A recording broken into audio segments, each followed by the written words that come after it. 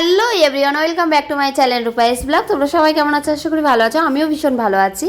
তো যাই হোক, তোমরা কি ভাবছো শপিং মলে কি এটা কলকাতায়? একদম নয়। শপিং মলে আমি যাচ্ছি বটেই, বাট এটা কলকাতা নয়, এটা হচ্ছে আমাদের গ্রামের বাড়ির শপিং মল।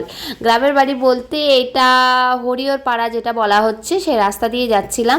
তো শপিং মলটা বেশি দিন ওপেনিং হয়নি, আমার চোখের সামনেই হলো। একবার আমরা বহরমপুর যাচ্ছিলাম, সেই সময় এটা ওপেনিং হয়েছিল। তো ভাবলাম একটু ভেতরে ঢুকে দেখি, বাট এখানের প্রোডাক্টগুলো ভালোই লাগলো।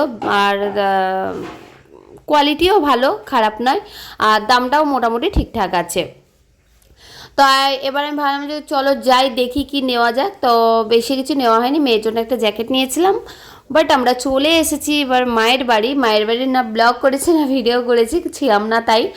আর এইটা হচ্ছে আমার মায়ের বাড়ির লঙ্কা গাছ, মানে মা একটা শখ করে লাগিয়েছে লঙ্কা গাছ। মানে বললে বিশ্বাস করবে না, গাছটা হচ্ছে ছোট, বাট ফলন কিন্তু অনেক বেশি দিয়েছে লঙ্কা গাছ। এরপরে তোমাদের কি দেখাবো সেটা তোমরা দেখে নাও। হ্যালো বন্ধুরা, আপনাকে ওয়েলকাম জানাই রূপাস ব্লগ। আপনারা এরকম দেখতেই পাচ্ছেন আমি কোথায় আছি।